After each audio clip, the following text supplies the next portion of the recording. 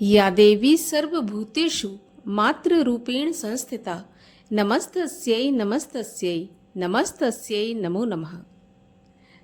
स्वागत है आप सभी का हमारे चैनल पर। आज गुप्त नवरात्रि का 7वां दिन है और 7वें दिन माता पार्वती की 10 महाविद्याओं में से 7वीं महाविद्या माता धूमावती की पूजा की जाती है। धूमावती की कथा सुनी जाती है। आज के वीडियो में हम आपको माँ धूमावती की कथा सुनाएंगे, साथ ही साथ श्री दुर्गा सप्तशती पाठ के अध्याय 12 और 13 की कथा भी सुनाएंगे। इसके अलावा हमारे चैनल पर आप सभी प्रकार की व्रत कथाएं और महात्म्य सुन सकते हैं।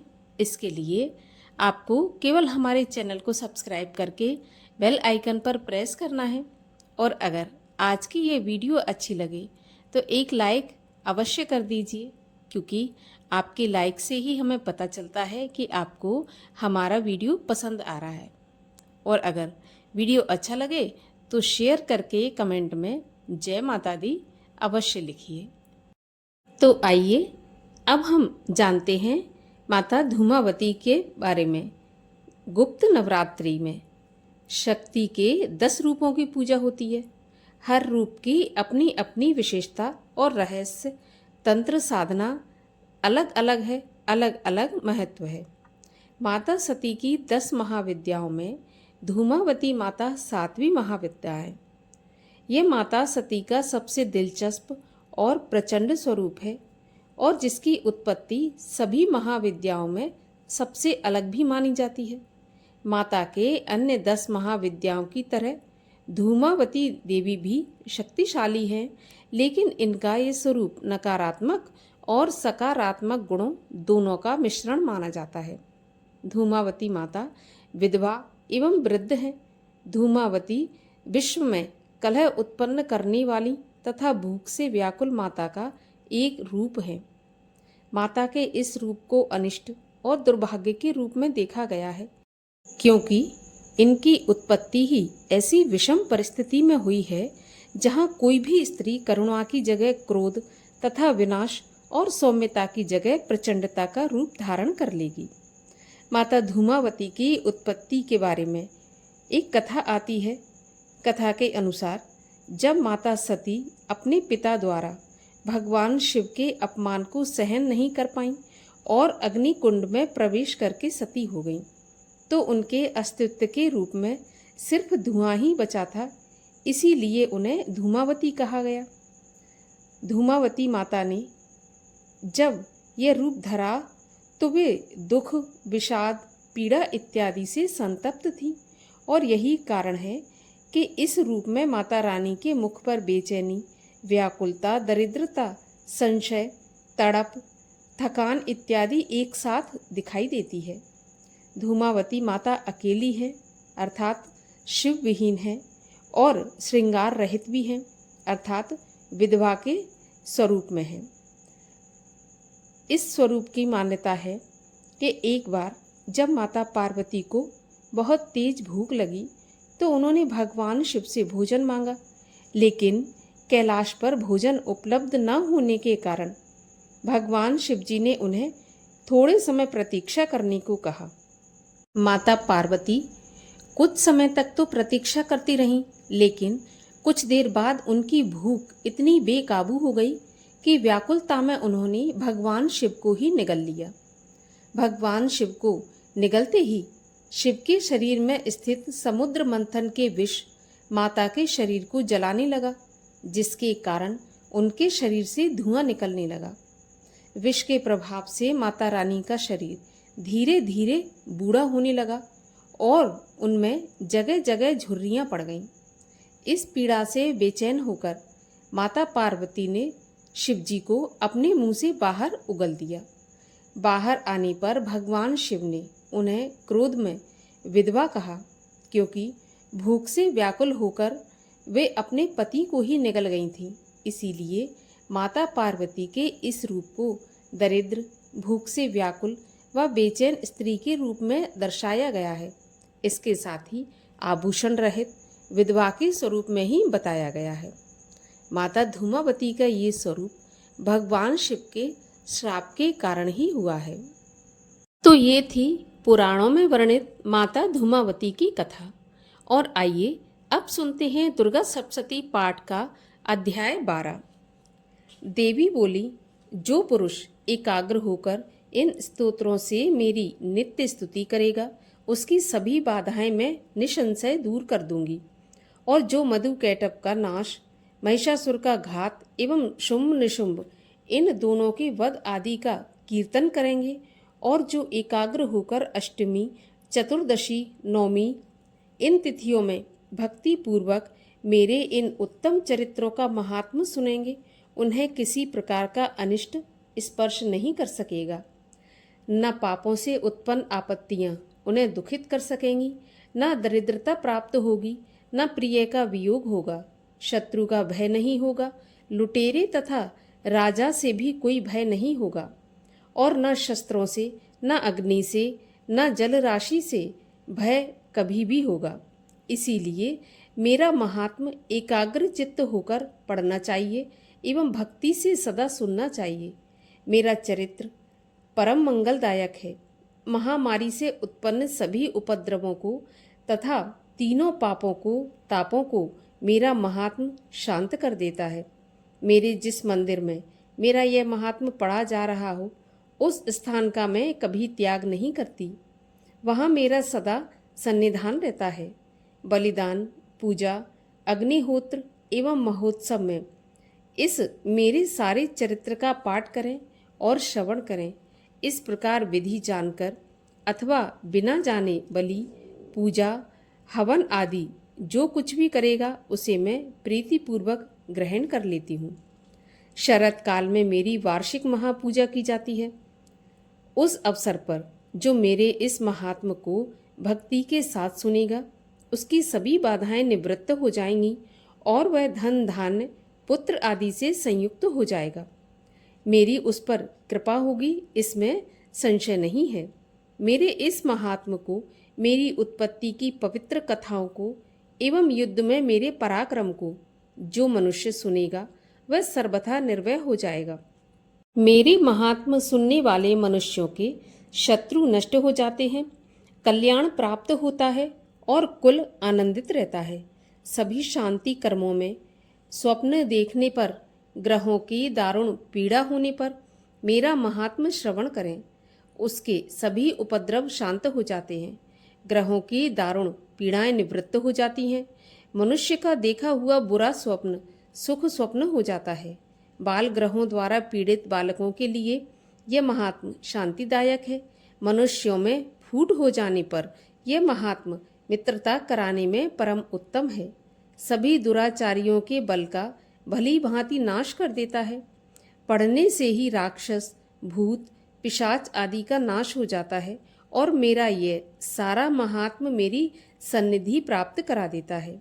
पुष्प, अर्घ, दीप, धूप, गंध तथा उत्तम दीपों द्वारा मेरे पूजन से, ब्राह्मणों को भोजन कराने से, होम से, प्रतिदिन के अभिषेक से और भी अनेक प्रकार के भोगों के दान से, वर्ष भर में जो मेरे अर्पण करके आराधना करते हैं, इससे जो मुझे प्रसन्नता होती है, वही प्रसन्नता मेरे इस महात्म के एक बार सुनने से हो जाती है।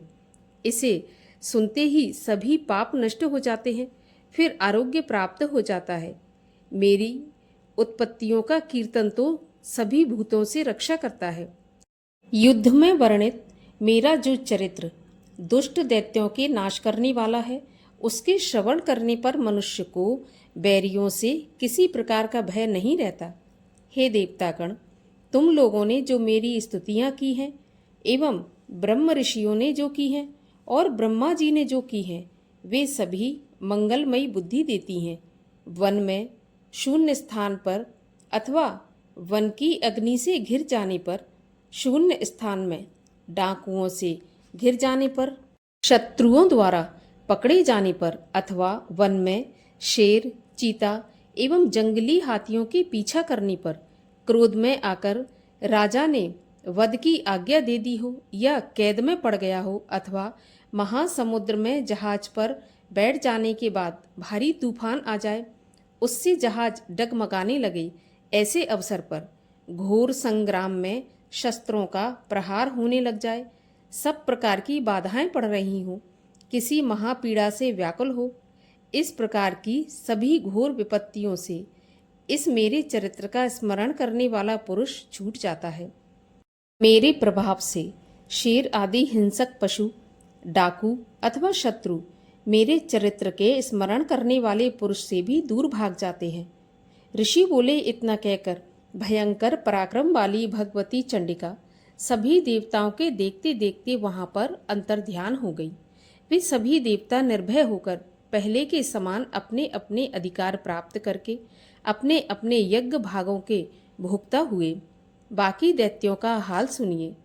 जबकि देव शत्रु शुंभ युद्ध में मारा गया, जो इस जगत में विध्वंस पर तुला हुआ था, जो अतुल भयंकर महापराक्रमी था, उसके मारे जाने पर और फिर महापराक्रमी निशुंभ के भी मर जाने पर बाकी जो बचे खुचे दैत्य पाताल में भाग गए हैं। हे राजन, इसी प्रकार भगवती जगदम्बिका नित्य स्वरूपा देवी पुनः पुनः प्रकट होकर जगत की रक्षा किया करती हैं। ये देवी जी विश्व का मोहन करती हैं, वही जगत को पैदा करती हैं। उसी के आगे प्रार्थना करने पर संतुष्ट हो जाती हैं, फिर ज्ञान एवं रिद्धि प्रदान करती हैं। राजन, उसी ने ही सारे संसार को व्याप्त कर रखा है। महाप्रलय काल में महामारी के स्वरूप से ही यह देवी ब्रह्मांड भर में व्याप्त हो जाती हैं। वही देवी समय समय में महामारी हो जाती हैं। अजन्मा होते हुए भी यह सृष्टि रूप हो जाती हैं। वही सनातनी देवी समय समय पर प्राणियों की स्थिति किया करती हैं। मनुष्यों के उन्नति समय में वही देवी घर में वृद्धिदायिनी लक्ष्मी रूपा हो जाती हैं। फिर अभाव के समय विनाश के लिए अलक्ष्मी अर्थात दरिद्रता भी बन जाती हैं। पुष्प, धूप, गंध आदि सामग्रियों से पूजी हुई फिर स्तुति करने पर वही देवी धन, पुत्र, धर्म में मति, शुभ गति आदि प्रदान करती हैं। 13वां अध्याय। ऋषि बोले, हे राजन, इस प्रकार मैंने देवी जी का उत्तम महात्म तुम्हें सुनाया। जिसने इस जगत को धारण कर रखा है, वह देवी इस प्रकार के प्रभाव वाली हैं। वही देवी विद्या उत्पन्न करती हैं। उसी विष्णु की माया ने, हे राजन, तुमको, इस वैश्य को तथा और भी विवेकवान जनों को मोहित कर दिया है। वह पहले भी मोहित थे, फिर आगे भी मोहित होंगे। इसलिए हे महाराज, तुम उसी परमेश्वरी की शरण में जाओ, क्योंकि वही देवी आराधना करने पर मनुष्यों को भोग, स्वर्ण एवं मोक्ष आदि प्रदान किया करती हैं। मार्कंडेय ऋषि बोले, कौष्टुक जी, इस प्रकार ऋषि की बात सुनकर राजा सुरथ ने उत्तम व्रतधारी महाभाग मेधा ऋषि को प्रणाम किया तथा ममता और राज्य आदि के हरण से दुखी होकर तत्काल ही वह राजा तप करने चला गया। वह वैश्य भी नदी के समीप जाकर भगवती के दर्शन के लिए देवी के सूक्त का जाप करने लगा और फिर राजा तथा वैश्य दोनों नदी के समीप मृत्तिका से देवी की मूर्ति बनाकर प्रतिदिन पुष्प, धूप और हवन तर्पण आदि से धीरे धीरे आहार थोड़ा करते हुए निराहार होकर एकाग्रता से देवी जी में मन लगाकर एक चित्त होकर के देवी जी की आराधना करने लगे। उन दोनों ने बलि प्रदान के समय अपने अंगों के रुधिर का प्रोक्षण किया। इसी प्रकार संयम पूर्वक 3 वर्ष पर्यंत आराधना करते रहे। तब तो जगत को धारण करने वाली देवी ने प्रत्यक्ष होकर दर्शन दिया और तब राजा से चंडिका देवी जी बोली, हे राजन, कुलनंदन, तुम दोनों जिस अभीष्ट की प्राप्ति के लिए मेरी प्रार्थना करते रहे हो, वह मुझसे मांगो, मैं प्रसन्न हूँ, तुम्हें सब कुछ दूंगी।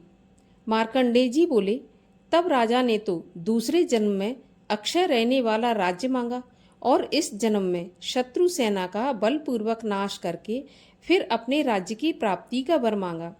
वैश्य का तो चित्त संसार से खिन्न हो चुका था, इसीलिए उस बुद्धिमान पुरुष ने उस ज्ञान का वरदान मांगा जिसके द्वारा संसार की अहंता, ममतात्मक आसक्ति नष्ट हो जाए।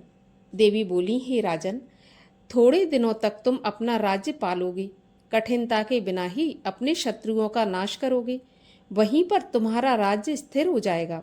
फिर देहांत होने पर सूर्यदेव के अंश द्वारा जन्म पाकर इस पृथ्वी पर आप सावर्णिक नाम के मनु होंगे। हे श्रेष्ठ वैश्य, तुमने जो उत्तम वर मांगा है, मैं उस वर को देती हूँ। मोक्ष प्राप्ति के लिए तुम्हें उस ज्ञान की प्राप्ति होगी। मार्कंडेय जी बोले, इस प्रकार देवी जी ने उन्हें अभिलाषित वरदान दिए। फिर उन दोनों की भक्तिपूर्वक की हुई स्तुति से प्रसन्न होकर देवी तत्काल ही अंतर्ध्यान हो गईं। इस प्रकार वह क्षत्रिय श्रेष्ठ सुरथ देवी से वर पाकर फिर सूर्य से उत्पन्न होकर सावर्णिक नामक मनु होगा। इस प्रकार 13वें अध्याय की कथा का भी समापन होता है। कथा अच्छी लगी हो तो लाइक अवश्य कर दीजिए और भी कथाएं सुनने के लिए चैनल को सब्सक्राइब करके बेल आइकन पर क्लिक कर लीजिए।